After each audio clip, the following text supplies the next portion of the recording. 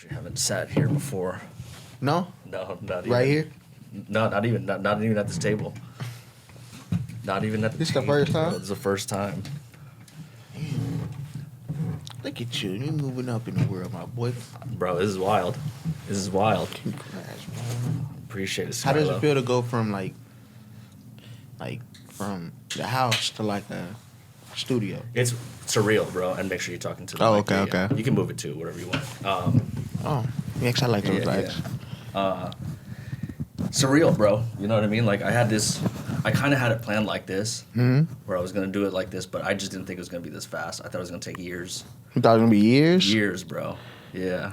Damn. Oh, you like spiritual or religious or anything? So it's wild. I kind of actually became religious during like a month or two ago. Not religious, I would say, but more so just building a relationship with God. Like I don't want to jump into shit because like I grew up as a Catholic my whole life. You know what I mean? And had really bad experiences going to churches and stuff like that.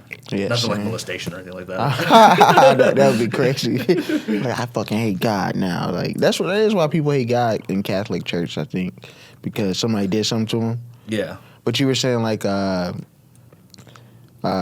you discovered like your faith in God. Well, not discovered, but you're working on your faith with God and stuff like that.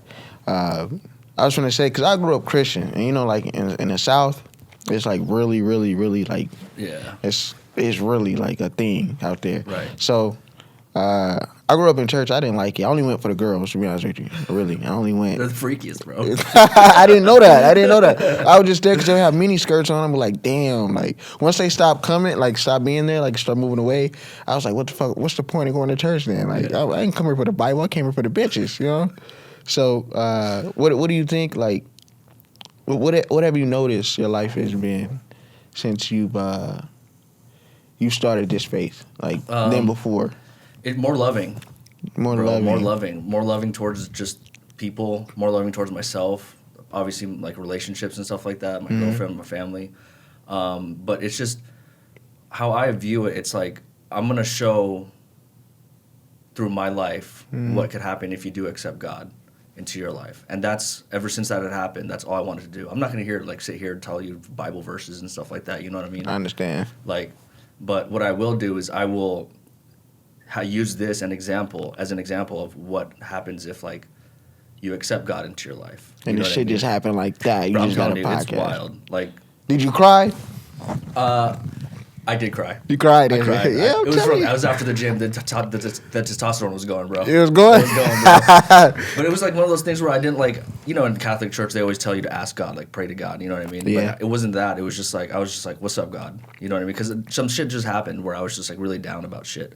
And then I was just like, what's up, God? And like I felt his presence in my heart, bro. Like opened up with love. And ever since then, it's just been different. Mindset's been completely different. That's some shit he'll do. He put you to your knees, and then you be like, yo, what the fuck is going on? Yeah, man. And Honestly. then he'll show you some stuff. He will, dude. And just, like I said, it was the best thing for me. I don't really talk about it a lot. Like I have said it on a couple of these podcasts, and I had a whole podcast about it with Luke Walls. Mm-hmm. But that's about it. Like it's just, like my girlfriend said it like the right way. It's just like your relationship with God is just between you and God. It's between you. Yeah, you don't have to like show out for it. You know what I mean? Yeah, and people who show out like do that like for the purpose of showing people. I think they're really unsincere when they just do it.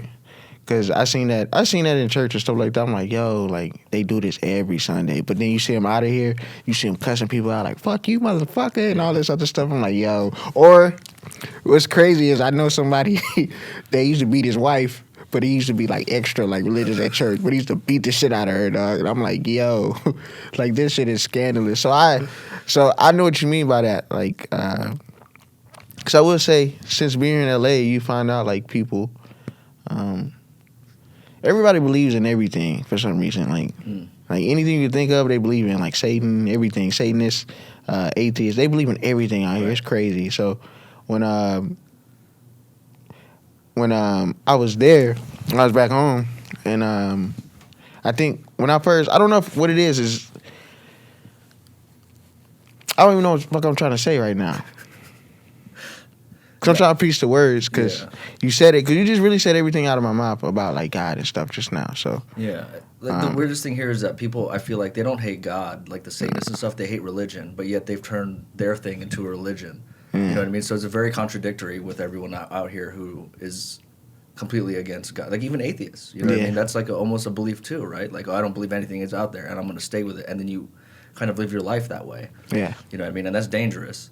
Yeah, very dangerous. And people don't, it doesn't seem like it, you know what I mean? But once you find, or if you do ever find God and compare that to the lifestyle you used to live before, it's completely different. And you see your flaws. You see the hate. Yeah, the hate you had and stuff. Yeah.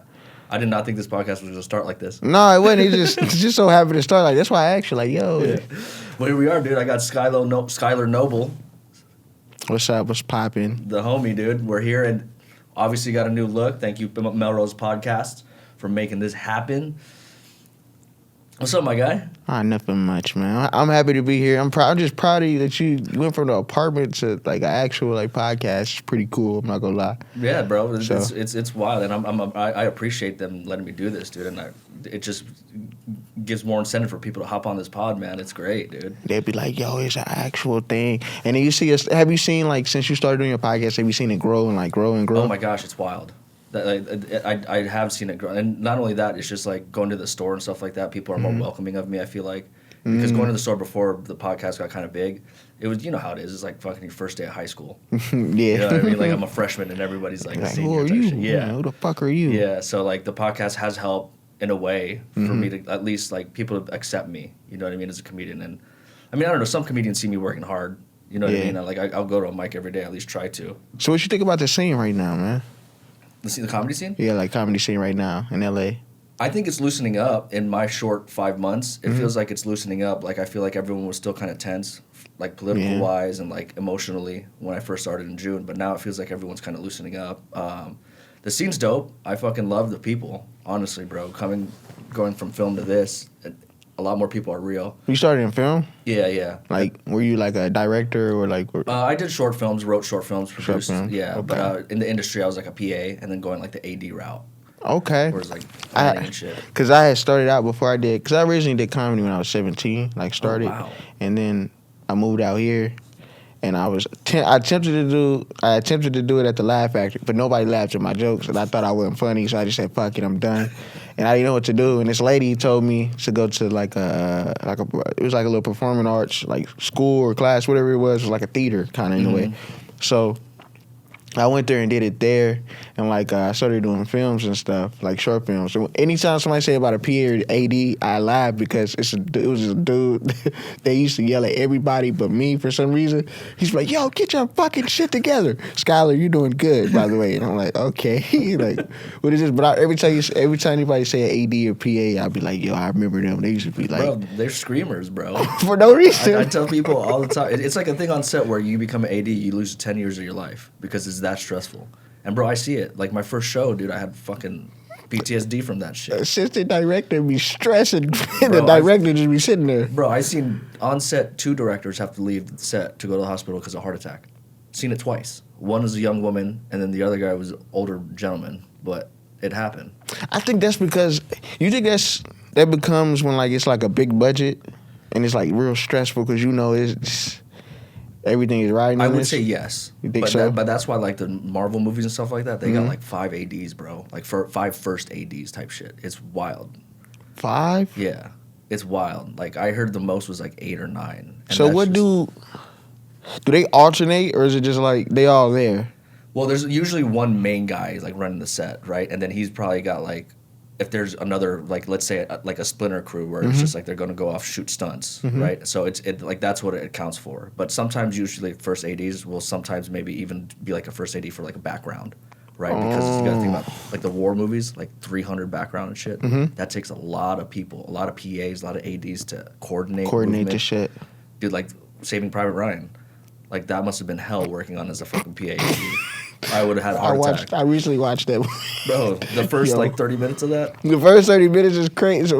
Can you imagine being a PAAD? No, I could not. I don't want to.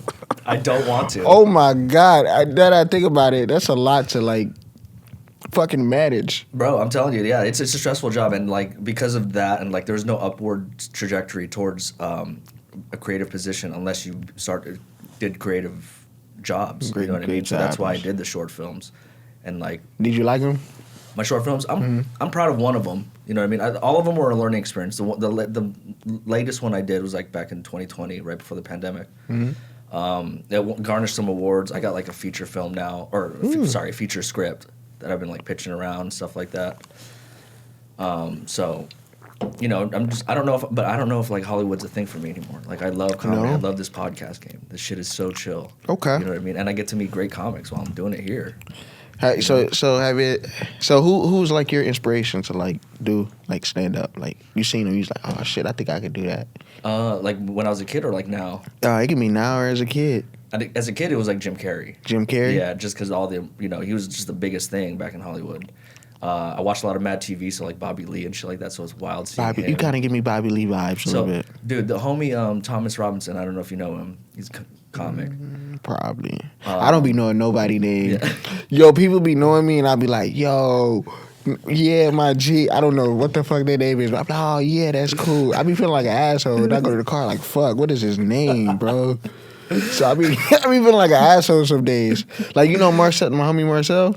Mm-mm. You don't know? See, he don't know Marcel. Yeah, I don't know Marcel. That's the homie, but I didn't know his name, and we became like bros after my car broke down. We became friends after that. Became bros. I didn't know his name even after that. Like I didn't know his name. Like if I seen him, I'm like, yo, bro, what's good? Don't know his fucking name at all. I think that's how men operate. Like we can know each other for like a buff, but not even know each other's No, I'm name. like good with names. I'm like awkward, like weirdly good at names. You good at names? Yeah. Fuck. Because it's like a thing where I was younger, everyone would forget my name. So I was like, I never want that feeling for anybody. So I try to remember everyone. It's hard, coming into comedy and like meeting a whole bunch of people. Yeah. But I try my hardest to remember their names. I feel like you making me feel like an asshole. Not even, bro. I used to do that at school too. Now I think about it. Yo, you were great last night. Yo, then walk the fuck off. I don't know what the fuck their name is. It's like, thank you, Schylur. You too, man. That's crazy. That's hilarious. So you did. Actually, let me do a round and see if everything's recording. Okay. Are we just talking right now? No, it's recording, bro. Video. Oh. Yeah. I thought you meant like, oh, let me make sure it's recording. Then it's not recording. It's like, oh, fuck. Well, that was just a warm up. It's just me. I just get OCD because I have done that before. So you started comedy at 17. Mm-hmm. That's wild. So did you stop after that Laugh Factory thing, or did you did? I stopped for like 4 or 5 years, but whenever I do like acting. Mm-hmm. Or whenever I did anything with theater, whenever I did anything with like acting classes or anything, all of my like acting material or anything even if it was dramatic, even if it was a horror film, it'll become like a comedic like relief type of thing. Like people like, yo, I love it when you get up there because it's like I don't know what the fuck you're gonna do. I don't know if it's gonna be funny, if it's gonna be like dramatic, and I'm like, cool. The only reason why I came back was because of the pandemic. Because, everything stopped. Right. Like auditions and stuff like that. So I didn't know what was going to happen. And I ended up getting an agent, and I got dropped within a year. I wasn't booking shit. Like, nothing. Like, I got a Sprite and Nike commercial one time. You couldn't tell me shit for 5 days. I was like, yo, I'm finna get this shit and blow the fuck up. Nothing happened. I was crying in the car. I was like, yo, this is the end of me, yo. Then they called me like a week later. Well, she didn't call me, but I got an email that said I was dropped. And I was like, yeah, this is done. I don't know what I'm going to do. And like for 6 months, I tell you that 6 months is really dark because I didn't know. Like, it was really dark. Like, it felt like a cloud was over me. Mm-hmm. And it just felt like it was raining over me every day. Like, I was really sad. I wasn't talking to no girls.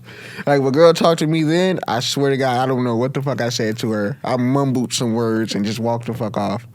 But it was real sad and real dark. And then, like, my uncle kept telling me, like, yo, go do comedy again. I know you're doing your acting shit, but just go back and do comedy. And I started back June of 2022. Oh, no shit.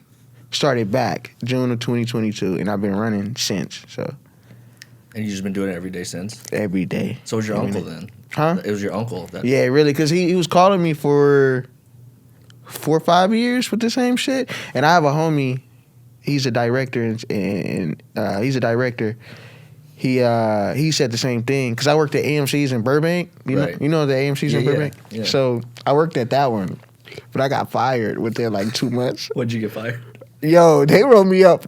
I got right up. I got 3 referrals in one day for some bullshit. I didn't even know it was you could get wrote up for. Like I didn't have shoes. I came in late, and I didn't clock out to go on break. So they wrote me 3 times, and I was on probation my first week there. God damn, bro. And then when I really got fired is when I left to go to Texas back home. And I didn't tell nobody. So that was like the last straw. You know what's fucked up? I texted him on the plane like, yo, crazy shit just went down. I'm not going to come into work today. Like, I had to be... What? On the plane already? Yeah, I just thought about it too. I was like, yo, I'm supposed to be at work today. Let me text him. Yo, crazy shit. I'm not going to come into work today. Thank you, guys. I put like LOL and smiley faces on there too so they can know. Of course you did. Fired my ass, like, quick as fuck. But I remember when I was working there, he would always tell me like, cause Flappers is there. Right, that's right. So he asked me. I think I told him that Flappers was like around there. He was like, "Why don't you just like when you go on your break or when you go like go for work or get off? Why don't you just go ahead and go back?" I'm like, "Nah, I'm not on it. I'm on the acting stuff." So once I got fired and I had nothing to do, I just say, "You know what? I might as well go back and try." And I started back at High. Okay. And it's a hard room. Yo, it's a hard room. Let me tell you Can't something. beat anybody. So I don't know one of the weigh-ins. Oh shit! No way. Which one is he? Is it Damon Jr.? The one from Let's Be Cops. Yeah, Damon Jr. So he had done a set. He just popped in. It was my first day. I seen him go up there. I'm like, what the fuck is going on? This is crazy. Like they really just be coming in and doing shit like this. And then somebody else went up, and then somebody else. And then I got on stage, and I don't know if it right. Have you been to the High yet? Yeah, oh yeah. You know how dark the fucking room is when you get on can't stage? see shit. I couldn't see shit. And what make it worse, I bombed so bad. So, which is common, your first time back. Yeah, of course. I bombed so fucking bad. Number one, I got high as shit because a comic. Oh, you can't do that. A comic told me to do it. He was like, you can't do that. He was like, I was Fuck like, that comic. Fuck that yeah, fool. whoever told me that, if he remember, he's from Chicago. Fuck him. Because I said, yo, how do you prepare to do comedy? He said, I smoke, bro. I smoke it high as fuck. You should too. I'm like, cool. I was out there smoking with him. I got on stage. I don't remember nothing I said. Nothing. I just remember it was silent as a motherfucker, and I heard people in the bar just talking. And I'm like, damn, this is what it's like to bomb. But afterwards, I kept. What did I do after that? I did 2 more mics, and then that's when how I ended up at Third Wheel in the midnight mic, and yeah, I've been running ever since then. Yeah. So like, I'm basically 5 months in as of yesterday. Fucking congratulations on 5 months. Thank you, bro. How was your 5 months? What was it like? Honestly, what is that? June, July, August, October, November. Things were happening too fast, I'd say. Because, like, I think relatively the first year, you should just be figuring, not even first year, but first 6 months, you should really be figuring out who you are on stage. Right, yeah. In general. Yeah. But I guess since I started at 17, I kind of already knew how it worked, kind of. The first 5 months, I was booking shows already, and I couldn't understand it. Like, yo, like I haven't even really been around like that long. So how the fuck am I booking shows like this? I was booking shows, and I just kept booking, and then I ended up. I think I got up at the Improv right like at the end of the year. Your first full year? Yeah, no, not even first full year. Like the first 6 months. Oh shit! I got up at the Improv, and because my first show was like Monday Rays there, so it was like February when I got that, and then I say everything happened too fast because at Flappers I did 2 spots for Jay Leno at Flappers. Shut the fuck up. I didn't even know who the fuck Jay Leno was either. That's how crazy. I didn't know who he was at all. Like I know the name Jay Leno, but I don't know what he looked like. Right. So because we was in the green room and he walked in, and I think we just had a simple conversation. I'm on the phone, and somehow we got on the subject of Michael Jordan and Mike Tyson, and he said, I party with him. I was like, get the fuck out of here. You ain't party with no Michael Jordan, Mike Tyson. Y'all be lying. Comics are liars. Y'all be lying. Why do y'all lie so much? You ain't not party with Michael Jordan, Mike Tyson. I don't even know who the fuck you are. Like, why are you saying this? So another comic walked in like I'll say 15 minutes later, because me and his wife, she started having a conversation with me, telling me, or asking me just about me. He came in, he was like, oh, Jay Leno, oh. I'm like, oh, this is Jay Leno. Oh, I feel bad now that I had those thoughts. And then I did the set. It went good. His host came up to me, talked to me, and I ended up doing another set that next week for him. Bro, what the fuck? So that's what I'm saying. Everything happened too quick for me to really understand what's going on. So, not even. That's good, dude. Because a lot of people, it takes them freaking years sometimes, man. That's what I was saying. Because like, you know what I look at it as? You know how you said earlier, when you got your faith in God, right? Mm-hmm. And you just so happen to get this. So when I stopped doing comedy, 5 years, I put it in perspective. And I was like, yo, I think in 5 years I was supposed to get all this stuff in that 5 years, and he just gave it to me back in like 6-7 months. Yep. So, because he has a way of giving you things back. He give you everything back in return. Anything you thought you lost, he give it back to you in return. 100%. 100%. Am I Bro. wrong? No, not at all. That's one thing I learned in church. Bro. If I ain't learned nothing else but about bitches, I learned that. Some crazy shit back before I even got into film. This was like 2014, bro. Mm-hmm. I wanted to do something like this where I would talk to people who I thought were successful and ask about their failures. You know what I mean? And it just so happened it's the same thing, but with comics. Like, what failures? Like, what am I struggling with to ask that I can ask you to help me?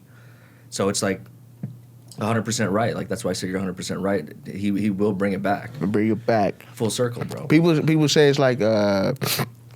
I talked to a comic and he was like, nah, you know, I guess he don't believe, but you know, that's cool. Yeah. You know, you come around when you come around. You feel me? Absolutely. But he said everything is just a coincidence. Like all that. I'm like, nah, there's no fucking way it's a coincidence. No way. Like most of the shit that I've experienced, I'm like, nah, never coincidence. I could probably tell myself, yeah, it's a coincidence. But when things just keep gradually happening. I'm just like, nah. Yeah. Nah, it's something bigger than me that's going on 100%. Right now. So. It's God's will, dude. It's God's will. You said 2014? How old were you in 2014? 24. I was 24 years old. What? 24, yeah. Shit. You know how old I was? Huh? 14. What the fuck? Yeah. Yo, I be asking people that all the time, how were you in 14? He was like, bro, I was 37. I'm like, God damn, you're a fucking fossil, bro. Yeah. 34, bro. I'm 34. You are? Yeah. You don't look 34, bro. Yeah, I get that a lot. Thank God. No, you don't. Like, I think as time progresses on, like, I think in my 30s, when my generation turn 30s, they gonna think we 17 and shit. Exactly. Because you guys look young? Yeah.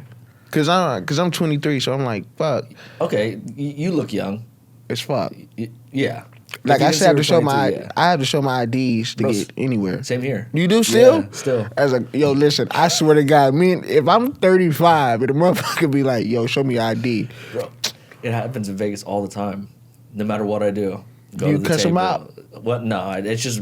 I'm used to it. I grew up there, so it's just like I saw it everywhere I went. You think it's because that's a beard? I can't. Yeah, something. You can't grow a beard? No, I can't grow shit, bro. I can't even grow a mustache.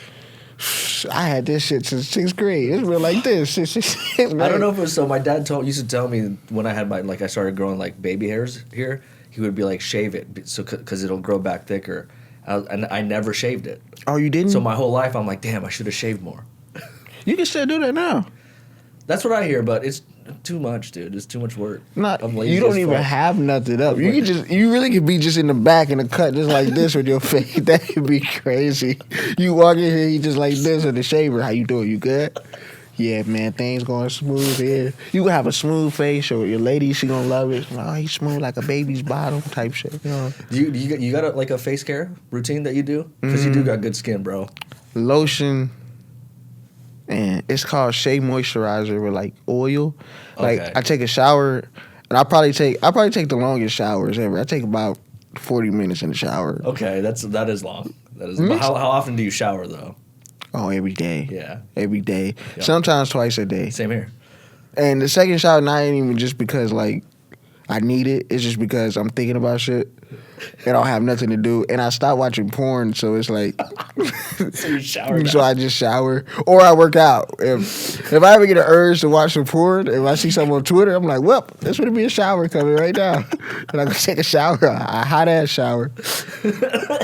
That's why my skin is so like soft or whatever. Like all my skin is. 'Cause I take a whole bunch of showers and I put a whole bunch of lotion. Not a whole bunch, but lotion on it. I put a whole bunch of fucking like oil on. Yeah, the oil is what helps, dude. The oil. It keeps you young. Yeah, that's what I hear. My girl she forces me to do it, but I'm like, no. But like lately, now that I've been more stressed lately. No, you need that more than ever now. I've been seeing it now. Like I got wrinkles under the eyes and shit. Yeah? Wild. Yeah. I've been looking, I'm like, fuck. I gotta stop. Well, I had a point where I was drinking before I got on stage, like a lot. And who told me that? You know CJ Price, right? Yeah, of course. So that's my boy. I love fucking CJ. I love CJ. CJ, see this? I love you, bro. No, pause. I love you, but pause. We had done like Flapper. We had done Mr. Uncle Clyde's. Okay. At Flappers. Have you heard of Uncle Clyde's? No, never. It's a competition. You win like $2,000 at the end, like in the finals. So he fucking beat me. I got second place. He got first. It's a sham. No fucking way. It was a sham. Dude. I'm not gonna lie to you. I've never thought I did a good job. Anytime I do a set, I never think I do good because I always know I fucked up on something. Yeah. That was like a perfect set. Like I didn't miss a beat. It was just joke, beat. And I did good, came back. I remember I looked at it, I was like, yeah, bitch, I fucking won that. Fuck you, it's $2,000. He went up last and fucking murdered. Did he? Yeah, he went up like second to last and he murdered. And I remember I was sitting there watching I was like, oh, fuck, I lost this shit. I'm not gonna lie, I lost. And when they were calling first, second, and third, I just knew. I was like, yeah, I'm second. This is crazy. Damn, they gonna pick him. And sure enough, they picked him. But CJ had seen me at, I think it was Third Wheel show, and like I was drinking like a whole bunch, like a lot. Like I was talking shit to the bartender in the back, like just talking shit to him. And he seen this shit for no reason. Like for no reason. And I was making him and like some other comics, they were just laughing and stuff because I was talking shit to him. And I think they called me like I'm on deck, and then he was like, yo, you got to stop drinking. I'm like, what do you mean? He's like, yo, you're not finna do good when you get up there. I went up. I don't remember what the fuck happened on stage, but I got off. He was like, I don't know how the fuck you did that, but you did fucking amazing for somebody who's drunk as fuck, but you need to stop, though. Yeah. So I've been cutting it down now. Like, I don't really do it. Right. I don't want to say I don't do it, but I do it here and there. Like, I do shots of tequila and Hennessy, definitely. Yeah. If it's a party, yes.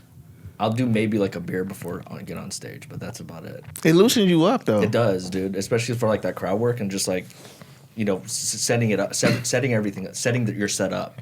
Like that's what it feels like for me. It's like it's a good motion. What is it called? It's what is my uncle calls it a bitch getter. A bitch getter? Yeah, you get the bitches when you start drinking like Hennessy. You fucking all night. Hennessy. You fucking, it's like cocaine. Hennessy is like cocaine. You fucking all night. I don't know about that. Oh, cocaine? Cocaine and Hennessy, dude? Not mixed together, but it's close. Because if you do cocaine and have sex, you fucking all night. You do Hennessy, you're fucking all night. So they similar the way. Not the effects. I gotta get on this Hennessy then. I never was on Hennessy. It make you horny. Yeah. It make you horny and it make you like mad. I can't do dark though. Me and my girl promised each other that we'd never dark. do. No, because we always get in fights, bro, with the dark. Like with each other? Yeah, it's weird. Start arguing? Yeah, it's weird. I haven't done dark, bro, in like almost 2 years type shit. It was that bad. And she'll just do like gin. I'll do beer. That's it. But I barely drink now. So you do like, because somebody told me if you do dark, don't do dark if you're like trying to lose weight. Okay, yeah. I have heard that because it's like vodka and gin is what you want to drink. Vodka, gin, and tequila. But tequila's kind of, don't tequila got sugar or something in it? I think, yeah, actually, I think it is. Or I think how the science works is that inevitably all alcohol turns into like sugar and carbs and shit. If you don't eat, because that's the best feeling when you don't eat and then you drink, because it's the best fucking buzz. And if you're really trying to get fucked up, do that. That's how I stopped watching porn. It'd be late at Always night. goes back to stop watching I'm porn. trying to tell you. I'll be trying to teach the youth, stop watching porn. It's fucking up your brain. But, yeah, I used to, I'm not used to, but when I first stopped watching, I would get drunk as fuck, like drunk. Like I wouldn't eat, just drink and be fucked up and then go to sleep, wake up. Damn. And then it became a repeated cycle and I liked it too much, so I had to wean off of it. Yeah. And then, You smoke when you drink? yeah. Yeah. Crossfaded. Yeah. That's the better. worst. Because I just go into like a food coma, bro. I'll just start eating like shit. Like Oh, 'cause of the weed. Yeah. Cookies, anything. Anything in the way, I'll fucking eat it. Well, I stopped smoking at one point. Did you? I stopped. Like I had fucking Poncho. You ever know? You know somebody named Poncho? Yeah. You know my boy Poncho? Poncho, bro. He's the man. Poncho. My boy, he'll never come around me no more. But he be keeping in contact with me. But Poncho gave me some shrooms one day, and not saying he did something to him, but I ate the whole fucking bag like a dumbass. I didn't eat the whole bag. I didn't know that. He didn't even explain no instructions. He was just like, yeah, these gonna get you fucked up. It's gonna get you lit, bro. So I took the whole bag, and I thought they hit you like edibles, but then like an hour, all that shit hit me at once because I smoked on top of it. Oh shit. Dude. And yeah, that's no bueno. Yeah, let me just say that's the scariest moment I've ever had in my life. I really thought I was gonna die. Like I really. Bro, I was at CJ's like bachelor party at Boomtown a couple weeks ago. You was there? I was there. I was there. I didn't see you. I was there early. Oh fuck. Yeah, I was there early. Mm-hmm. But some dude had shrooms and fucking I took them, bro, and I haven't done shrooms in years. And fucking, I was fine. All of a sudden, I hit the joint and I was gone, bro. Fucking gone, dog. It was so bad. He was saying Jesus. He's having a conversation with Jesus and a bitch. It was so bad, bro. Oh my god. Oh my god. I knew I was high because I started having a conversation with my sister and she wasn't even on the phone. Like I just had the phone like this and I was just talking, but she wasn't even on the phone. I'm cussing at the phone like, bitch, you hear me? Do you hear me? This bitch done hung up the phone. Fuck this bitch. He called her. Then I called her. Hey, bitch, why you ain't on the phone? What are you talking about? Bitch, you think I'm lying? You think I'm stupid, bitch? You think I'm stupid? Send a long text message about her life. Bitch, You done you fucked need up. to get your life together and disrespect me. I'm telling your mom or you. Because my mom don't play that shit. You call your sister, you call your brother. So she don't play that shit. Yeah. How many siblings do you have? So my mom is just me and my little sister. But I have like 5 other brothers and sisters. Oh, shit. But we don't have the same mom. Oh, okay. So I can't even really say I grew up with them like that because it's Yeah. like I seen them probably like once every other year. I see. So it's like you ever go to a family reunion and somebody be like, I remember when you was little. It's like, Yeah. bitch, I don't even know you Right. like that. What the fuck? So when I was seeing him, it wasn't that. It was just more so like I haven't seen you in a long time. So it's like, how you been? But it's like awkward. Like Right. awkward as fuck. Like just awkward. I can tell they kind of, not that they won't fuck with me, but it was kind of like, they got their own life. Yeah. Like they got their friends they trying to hang out with. Yeah. But, it's like me. It's like, oh, yeah, we cool. That's my brother. But You guys grew up in the same city? no, No. different cities. All different cities. All different cities? All Damn. different cities, basically. Damn. All. Pops was putting in the work, bro. And a Rolling Stone, man. I'm trying to putting in that work, but never around. No, I'm playing. You want to be a father, man? I do. You do? Yeah. Do you be like a killer dad? You be like, I'll probably be. I mean, I'm Asian, so there's always got to be like overprotection. You know what I mean? I think it's just part of my DNA. I fuck with it, man. How many kids you want? I want 3 or 4. My girl wants 2. Just 2? Yeah, we've been talking about it lately. Probably gonna propose to her like next year, type shit. She I don't knows. tell anybody on that. God damn, it's supposed to be. Cut that part out. Don't it? Yeah, it would be a surprise. It's so funny that like the only person that knew for a while was just my girl.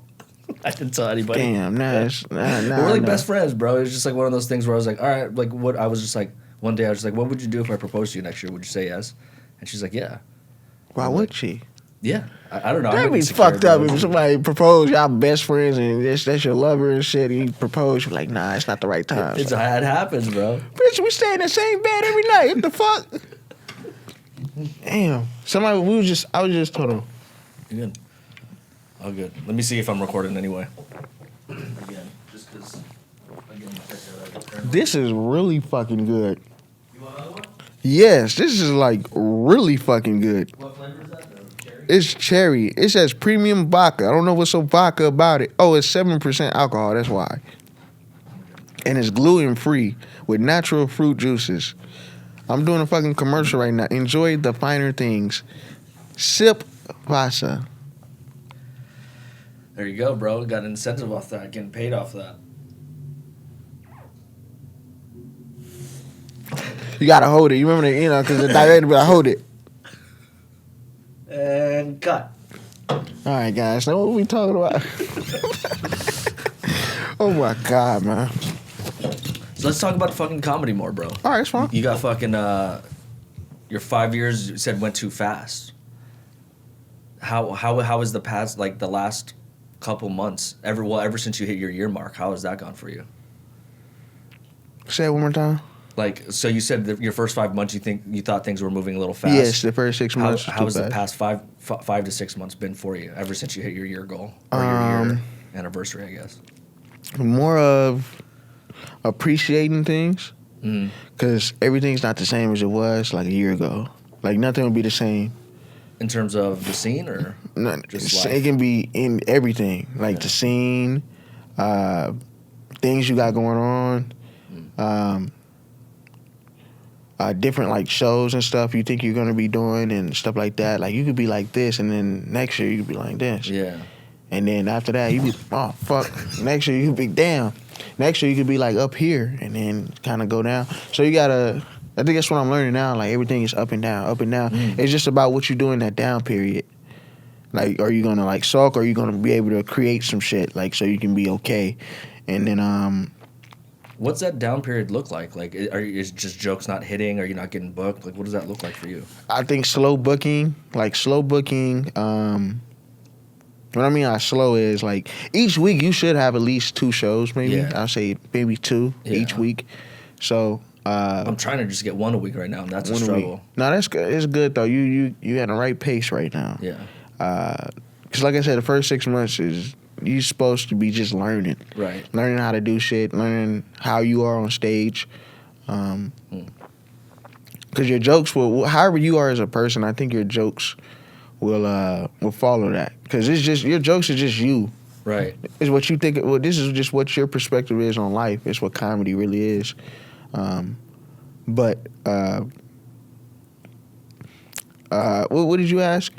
You answered the following question, but just the original question was like how, like the slow bookings and stuff. Slow like that. bookings. Yeah. Slow bookings. Just trying to figure it out. Because before the first 6 months, it's like, oh wow, it's this. I can do this. I can do that. I can do this. Oh, I can do that. I can do this. And then this is given to you. And then people showing you this. People showing you that. So now, once people show you things, now it's just about that next 6 months or whatever the next is, how you take it and what you're gonna do with it. Shit. So it's like almost like the first 6 months everything's brand new, and then once you kind of get like adjusted to it, it's just like I'm not getting that same high as I was as you was before. That's crazy. Because I wasn't doing shit before. Right. So when you're not doing nothing before, it's like when you're having sex. When you're not having sex before, that's all you want is sex. Then when you start having sex, you go crazy. Yeah. And then all of a sudden you hit a wall. Because now you're like, man, I feel like I done tried everything, and I'm just in autopilot mode now. So now it's just about finding that next like high or whatever it is, whether that's like touring, whether that's growing like the Jump Off, my weekly show, or whether that's because with film, I'm still filming things too. I'm in the process of doing like 3 films right now. Good for you. The next year for next year. So, and you know how that goes. Films are a long game. Bro, I tell people annoying. this, and it's the most annoying shit, because you could be booked for a movie or a film, and not even film for like 4 or 5 months, up to 4 or 5 months, and then you just sitting. Yeah. And I think that was my problem. Was the 4 or 5 months I had nothing to do. Yeah. So that's the problem I had. I talk about it all the time how it's just with comedy.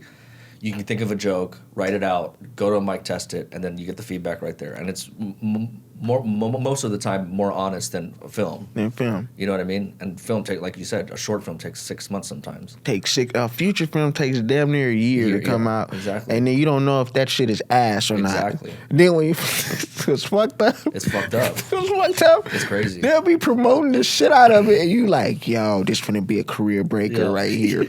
Yo, we finna be like Tom Cruise here in a minute. You buying all types of clothes, shoes. For the premiere. You done for the premiere. No one at the premiere.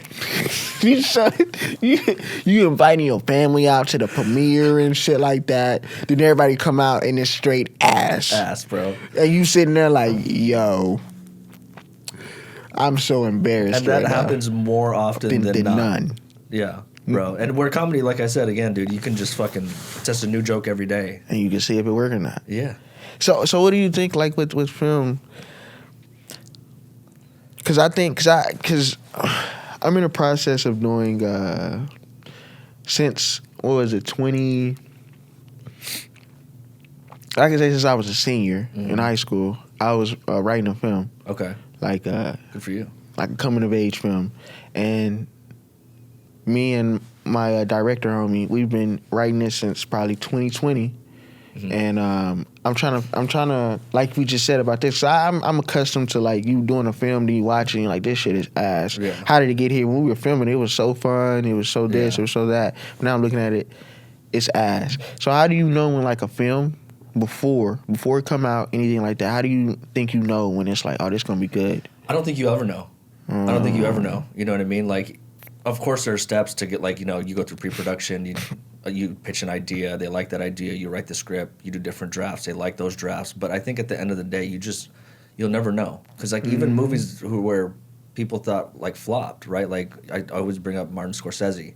Like, his earlier films, they all flopped pretty much. Or most of them did, right? And now he's one of the biggest directors ever. But it's like one of those things where you just... those movies that they considered flopped ended up becoming timeless pieces. You know what I mean? So it's you never know until you show as many eyes as you can. And I think that's maybe where entertainment is kind of falling right now, because no one wants to sit through even an hour and a half now seems too long. Our attention spans are so short, right? Like, I had a conversation with a homie today, and I said, I think movies and TV maybe not, but movies, I think it's done. I think it's coming on the downslope, bro. Yeah. And I think people are more paying attention to podcasts. Yeah. You know what I mean? Like, podcasts right now could be a form of entertainment fucking 5-10 years from now. Because it'd be crazy shit going on for no reason. Well, it's raw. It's raw, right? It's too. real. Like, no, you know what I mean? Like, all that Hollywood stuff, it's all, you know how it's like. Everything's fake. But here, even behind the scenes, people still act fake, I always say. Very. Right? Yeah, the homie just said the same shit. We just be saying shit and it be coming to light. We just said, because since I've been in LA since I was 17, I've noticed, like, it's not even LA people that act like that. It's people who come from different places that act like real, like Hollywood or fake or whatever you want to call it. Come out here. And there's so many of them that it saturates just LA. Because when you meet somebody from LA, they don't act like that at all. They're not, like, if they see a celeb, they not going crazy because they accustomed to that shit. But if you see, like, somebody that's coming from, I don't know, Milwaukee, no disrespect to Milwaukee, but somebody from, like, anywhere, North Dakota, wherever, they come here, they act totally different because they come here with a perception and they fuck everything up, kind of. I think it was, what's her name? It was either, I think it was Forrest or Angie. They said, they got on the podcast, and they were just like, it seems like how everyone moves, they're always moving towards their next big thing. Yeah. But there's nothing really ever big at the other end. You know what I mean? But it's just like that persona, I guess, right? Like, you got to act like it to, what is it, fake till you make it type shit. You know? But that's why, again, I'll always say it on every podcast. That's why I enjoy comics so much more, because it's just, there's a sense of realism, right? Like, and they're being honest. If they racist as fuck, they gonna tell you right there. It's like it's like Texas. Like, they'll say, I had a coach. He said the most racist shit I ever heard. What did he say? He said nigga, like, right in front of me.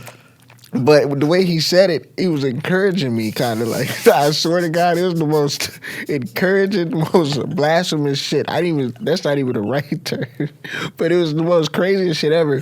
Cause I played quarterback in corner. Okay. Damn. Okay. So I played corner. I had this corner coach. I'm not gonna say his name, but I had this corner coach, and he used to be like a diabetic. like a real diabetic. If he didn't have his M&Ms, this motherfucker would go crazy, like ape shit, like cussing motherfuckers out. So something happened where the running back was just running all over us. And somehow he just came to me. He was like, listen, when you go out there, I want you to hit that nigga. All right? And I remember I got pumped. I was like, fuck yeah, I'm finna go out there. As soon as I got out there, I was like, wait, he said nigga. Oh my God. I remember he was just sitting there on his hands and knees looking at me like, yo, you go out there and you do that shit, all right? Like, yo, you just said nigga. Like, I can't believe this shit. I didn't tackle him at all either after that shit either. I was like, he just said nigga. Standing there confused. Like, he just said nigga. Then I told one of the homies, like, yo, coach tripping. He's like, what happened? He just said nigga. Like, no, he didn't. I'm like, all right. All right, go talk to him. That's wild, bro. That's so wild how some people are comfortable like that, dude.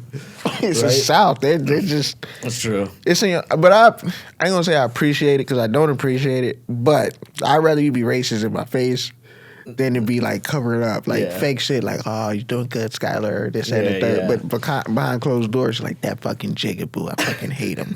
Jigaboo. Yeah, it's crazy. That's a crazy term. I'm not gonna lie to you. Yo, y'all racist people are creative. I'm not gonna lie, real creative. Is that a racist term? Yeah. Jigaboo? Yeah. For real? Yeah. What does it mean? It's an old ass like slave term. I don't know. Oh shit, I had no idea, bro. It was crazy. A white dude called me that when I was like in 7th grade. I didn't know what the fuck he said. My goodness, I was like, thank you. I had no idea. Yeah, it is, but wait. Yeah, you didn't know that for real? No. Yeah, they're real creative. I'm not gonna lie, it's creative. Damn, bro. There's a whole bunch of creative shit I just learned, like, what is it, moon cricket? What's that? Yo, so I guess in slavery time, I guess when slaves would talk or whatever, it sounded like cricket. So they were like, there's moon crickets out there talking type shit. Bro, what the fuck? My uncle told me all these. Get creative with it? Yeah, my uncle told me all this shit. I was like, moon cricket? I'm like, damn, white people creative as fuck, dog. Moon cricket? All we got is cracker. They ain't even like racist like that. Cracker. Did you make a bit out of this? This is a good bit. No, I ain't making no bit out of it. The fuck? He just told me that shit. I was like, moon cricket? It confused the fuck out of me. Moon cricket. That's wild, bro. But yeah, Texas is a crazy place, man. That's the only place you see like a policeman on a horse. Oh yeah, I've heard of that before, dude. A police dude. That at fucking the Strip in Vegas too. You see this shit? I remember shit to this day. I remember this shit. It's a place called it's a place where I was at called Longview, Texas. Like my mom had me at. There was a cop on a horse. I had my mom's car. I was speeding like a motherfucker. And this fucking the police dude on a horse, he told me to stop, and I punched that shit. And he didn't catch me, of course, but he was in the back struggling. Struggling like a motherfucker. I know the horse feet was hurting like a motherfucker. He was just like this in the background. And I was looking, I'm like, damn, I hope he didn't get the license plate. And then I just pulled, I think I turned into my mom's house, and then I got my basketball, and I act like I was dribbling, like just in case he came.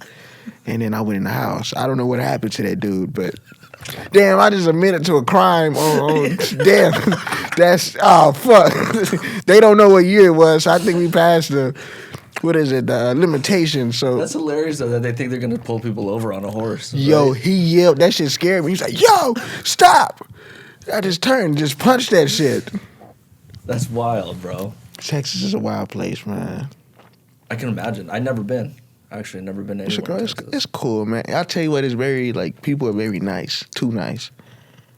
Like, too nice. Like, everybody, I ain't gonna say too nice, but people are respectful. That's what the word is. They're respectful. Right. Yes, sir. No, sir. Right, yeah. Please and thank you. They'll open the door for you. Yep. Like, here, if your car get broken down, nobody's gonna help you. No. Nobody. Person, no. When my car first went out, I thought somebody was gonna help me. Nobody fucking helped me. No, but in Texas, I promise you, if your car goes out, you're gonna get a slew of people just pulling over like, hey, you need help? Hey, what happened here? You need help? Yeah, I don't know how to change a tire. Oh, let me show you. And then they'll help you right there. So, very helpful, I'll tell you that. You should go out there. You love Austin. That's what my parents tell me that I'd like Texas. Yeah, you love Austin. Yeah. Austin is fun. Yeah? It's fun. Austin is fun. Dallas is cool. Dallas is cool, always fun. But Houston is really funner. Okay. I like Latinas. That's my thing, Okay. Latinas. So I love going to San Antonio. There you go. I love Latinas. I love them. You go hang out in San Diego sometimes? Yo, I supposed to do a show like last, was that Saturday? And it got canceled. Damn. So I was upset, but I still went. I went to I went to a Latin spot. What's the one joint on Santa Monica? I just went in there because it's off of Santa Monica. That's not Normandy. It's not Venice. It's like on down, but it's a club. I just went in there for a moment and just looked at the Latinas, and I'm like, yo, this is crazy. I'm in heaven right now. You don't understand. I remember my babysitter, my first babysitter, she was Latina. I had a crush on it. I was like 5, but I didn't know what to do. Yeah, I was yeah. just like, I like you. That's what Yeah. she would be asleep, I grab her face, I like you.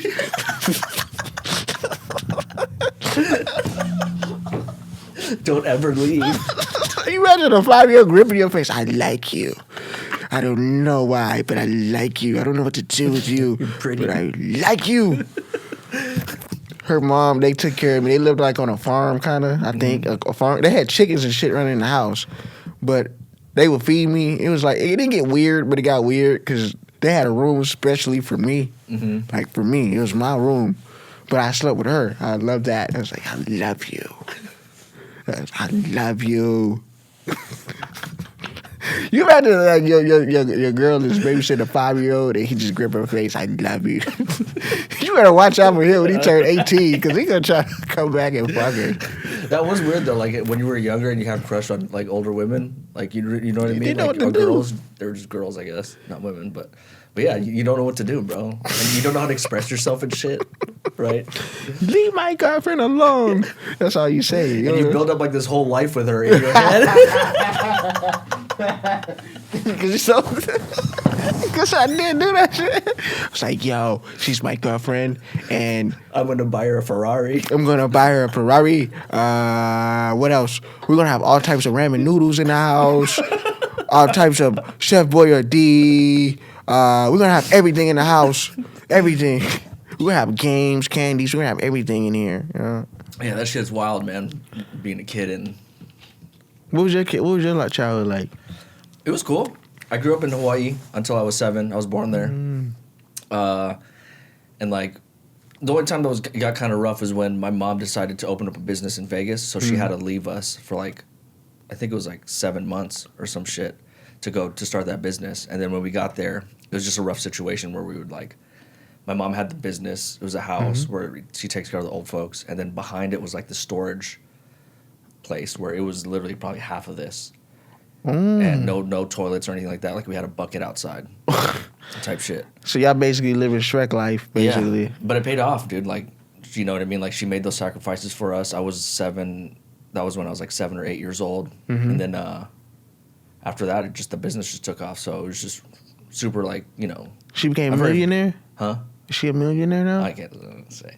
Oh yeah, don't She say it does on well. here. We She say does it well. out. We She say it does out. well. We say it out camera. You know? Shout out moms. Yeah. Shout out She's to a all hard the worker, moms. bro. She sacrificed a lot, dude. She was she came to America like an overseas Filipino worker. She went from like Hong Kong to Canada, and then to California where she met my dad, and then they had me in Hawaii. But shout out to moms, man. Yeah, bro. Shout She out to moms. did her shit, man. That's like one of my inspirations is my mom. I'll tell her that, Right. Cause like she went back to school because she's a CPS worker, like a child protective service worker, and she went back to school to get her master's, and she got it. Good for her. But she was telling me like at first she couldn't do it, but then she was telling me everything she went through to get Yeah, it, man. and she said she would drive like basically an hour 30 to school. I don't know if it was 3-4 days out of the week. Like she had to work, had to take care of my sister. She had to then drive an hour 30 to go out to study and stuff like that, then come back another hour 30.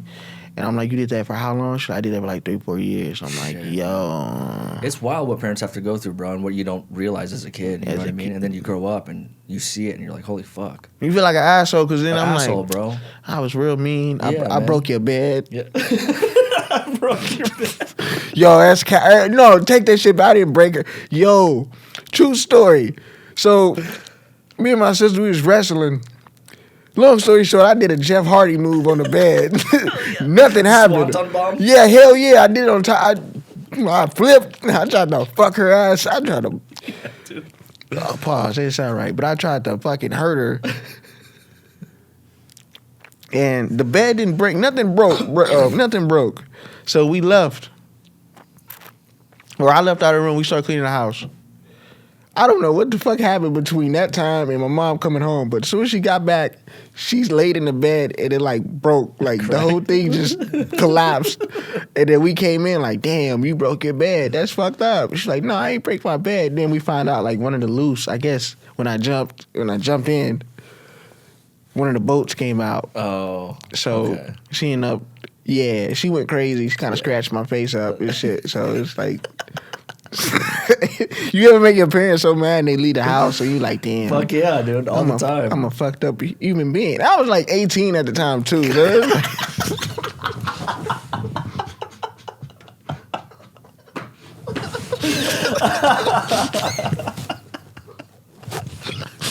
You imagine being 18 and you grounded? No, you're not even in school no more. But she try to ground you and shit. She gonna take my Xbox. I'm like, bitch, I ain't even in school no more. What the fuck?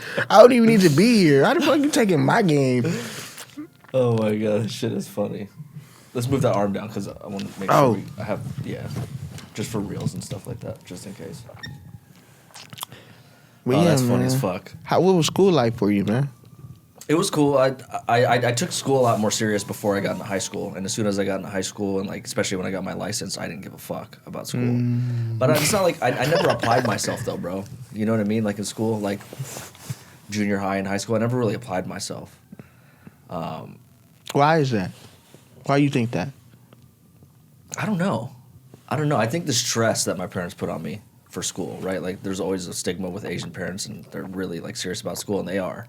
But I think it was just the stress from that, where I was just like so stressed that I had to do good, that I was just at a certain point, it was just like a breaking point where I was just like, I'm not gonna do this. Like I don't really fucking care.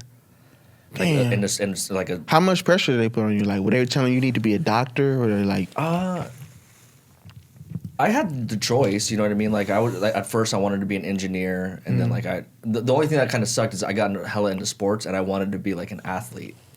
There you go. Like that was like one of the things, and then so that kind of like maybe that's why I fucking was doing bad at school. You know what I mean? I was like, no, I'm gonna be an athlete, which I never was. I never was. I don't know why. I had fucking my whole life to figure it out. I couldn't figure it out.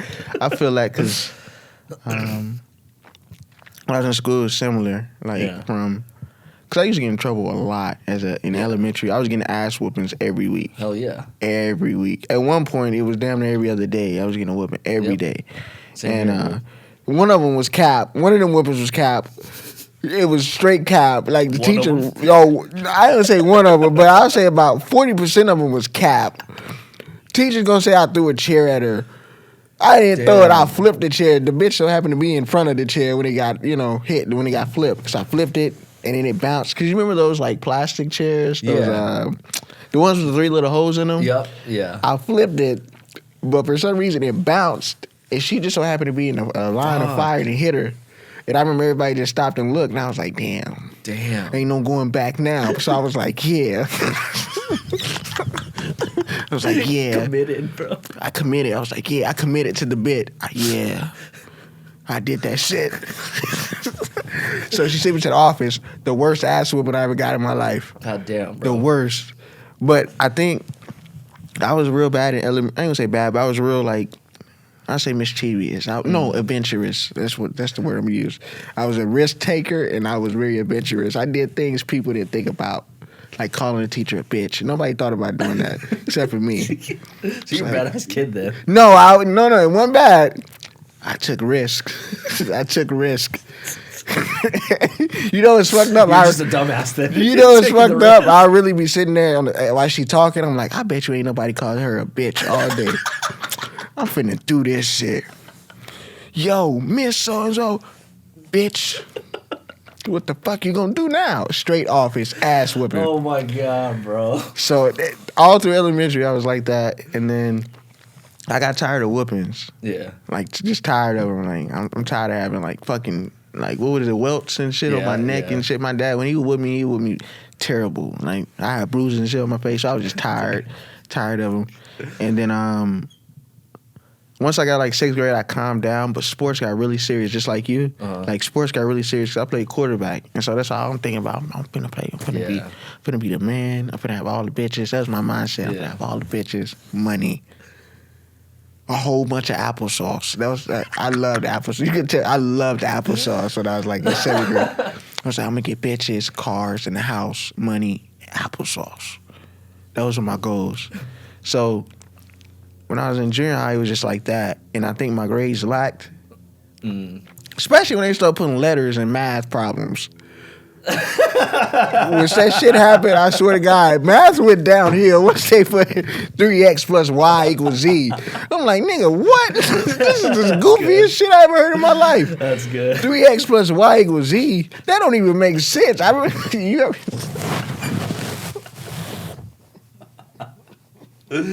ever been in class? You ever been in class and seen a kid doing this like work, and he just be like, "Oh, angry and shit." What the fuck, bro? What the fuck? This is only the first question too. What the fuck, bro? This shit gonna be hard as fuck. Yo, can I go to the bathroom? You go to the bathroom and start praying to God. Yo, Jesus, please, man. I ain't study for none of this shit, dog. Like, let somebody please just let me cheat or some shit. So it was like that. Once the letters came in, math was out of the question.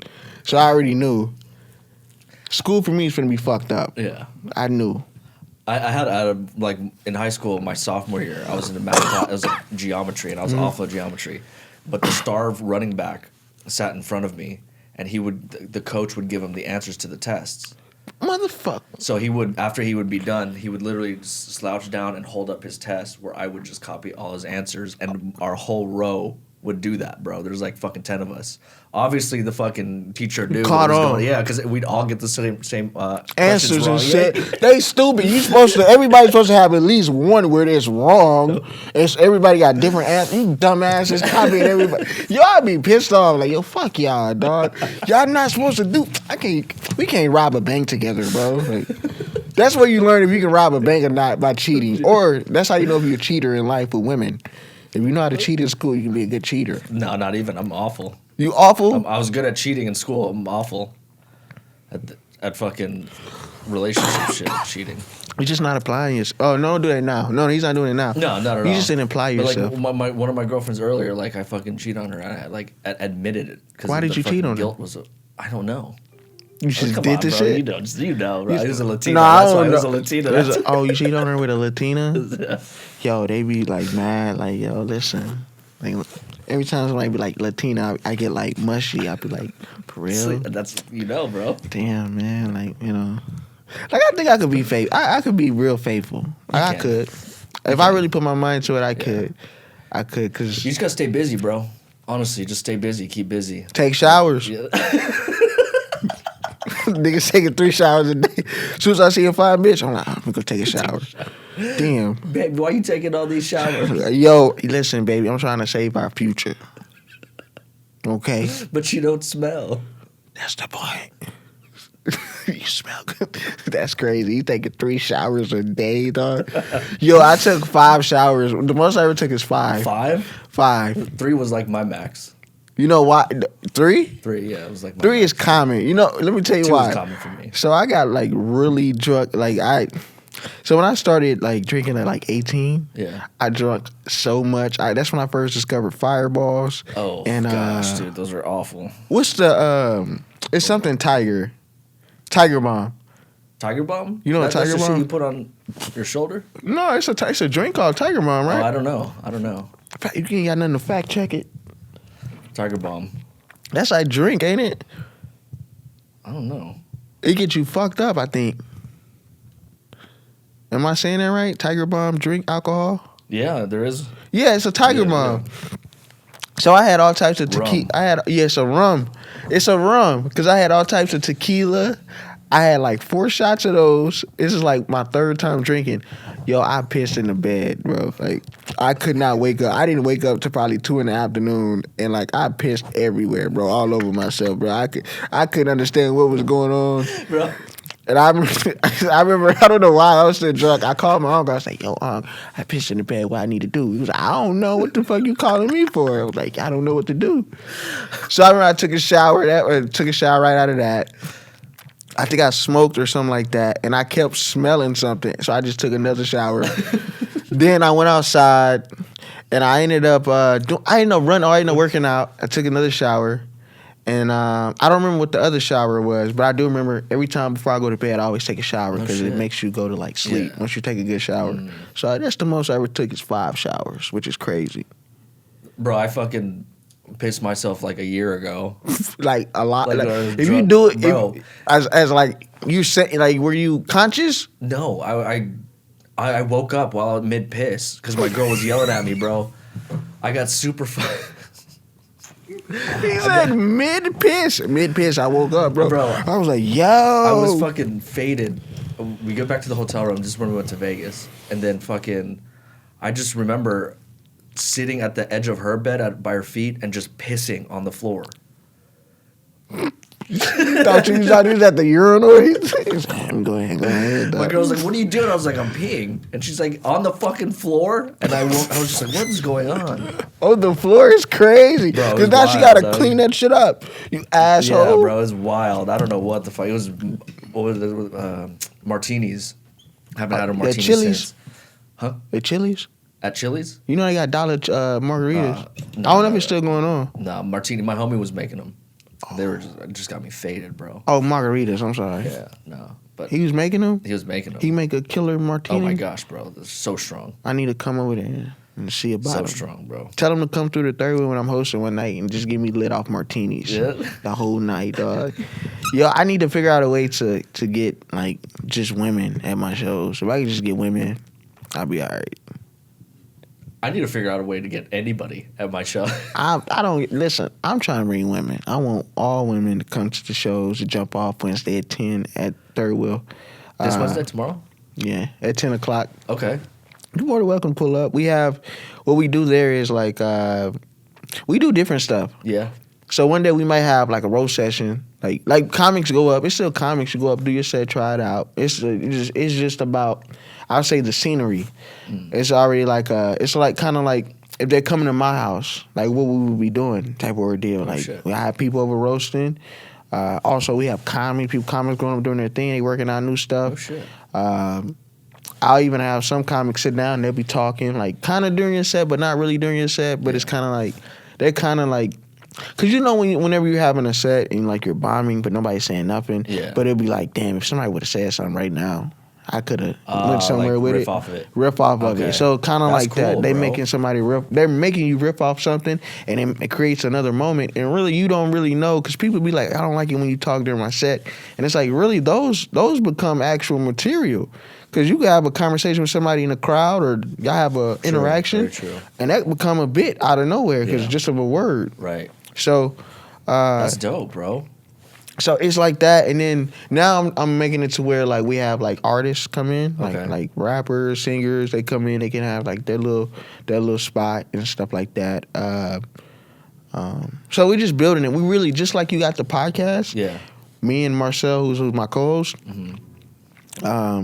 We were talking about it like a day before. Like he was talking about doing his own show. Like I'm trying to do. I forgot what he called it for October, but he has a fest he usually does, like a show. And he was like, yeah, I'm just trying to figure out a venue, how I can do it, make it into like a monthly show at least. And I was like, cool. And then the next day, we got somebody just asked me, hey, you want to do like a show here? And I was like, sure. And I told him. And he was like, oh, that shit was fast as fuck. It was in the last, 8 hours. What the fuck? We just seen each other in 6, 8 hours. How the fuck that shit just happened? So it just happened, just like the podcast. It's just something that just happened. Right. And I had just got done doing my, I call it like a mini little city tour, like an experimental tour. Okay. Where I was doing tours just around, L.A. and then, around Cali. Shit, Cause it was just, weekly, like a weekly thing where I was doing something every week, 3 shows. So I just made it into, a mini tour. And then once I was done with that, I had nothing to do. Right. And that just happened to jump off, so... Talk about this tour real quick, if you don't mind. What was the purpose of that? Just kind of seeing what jokes were working and shit? So the whole purpose was just I got all these shows and just figuring out a way, not even really to promote them, but I I think more or less make me interested in like the whole thing of it, like process. just the whole process of it. Because I have shows, like it was like I had 3 shows at least a week: Friday, Saturday, and at least a Sunday. So that went on for like a month. So the homie just said, "Why don't you just make it into like a little, like a mini city or like a regional thing, like a regional tour? Like there's a regional tour you doing there. You just put up on there, and then you learn how to actually run a tour. Like this is how you would really do a tour. So I just learned how to do an actual tour just from doing that. Damn, and then bro, you're doing all this a year and a half in. This is wild. A year and 5 months. I'll say close. It wasn't even a year yet. Jeez, dude. It was like probably like 10, 11. 10, 11, like 10, 11, almost a year. Because the year was June. We started it in, I think, May-ish. Like May-ish. Because some of the shows got spread out and I added them onto it. So it ended up being like 3 months really, but 1 month it was like relatively like every week it was 3. Dude. That must have been great though. Yeah, it was. Oh yeah, I enjoyed it because it was like. So in the beginning though, like I had outside shows. Them shits was kind of like, outside shows are weird because it's a different vibe. It's not like a comedy club. So the first couple were like just weird, like weird as fuck. Like none of the jokes were really hidden like that. So I'm like, damn, I don't think it's gonna be good. It's like it's outside shows, bro. You relax, and it's cold as a motherfucker out here too. So once I got done with those, it just turned into like a fun little tour. So I got to learn how to do that shit. So I'm happy about that. Yeah, absolutely, bro. That's fucking dope. I'm gonna cap it here soon, but one question I do want to ask you is, what do you want to do with this comedy stuff, bro? Like, what's the end goal?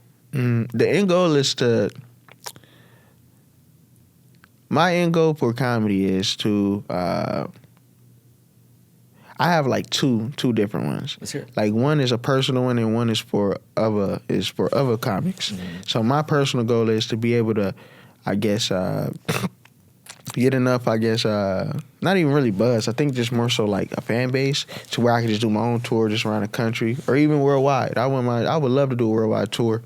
Worldwide tours where it's just consistently running and I'm making my money off touring. Because like what you said about acting and stuff, you wait months and months to do that. Yeah. So this is my foundation. Like comedy is really my foundation. So I have to figure out a way to make money from it, and where I'm making money like unconsciously. Like I just do a show and then make money from it. So doing shows, or tours. And then the bigger picture is to create a show for other comics to come on and they showcase their talent, and they can go off and whatever happens, they get exposure from it. They can go off and do their own tours. So it's 2 different ones. To help other comics and also to have my basically my regular job. Yeah. Make it my regular job. Just my regular. This is how I get paid. I don't need to work at Chipotle. I don't need to work at where I got fired. Bro, I got fired from Chipotle. That's motherfuckers, bro. Listen. CJ, fuck you. I said earlier I love you, but fuck you. Listen, CJ got me fired from Chipotle. He got me fired. And you would never get me to say this white man never got me fired.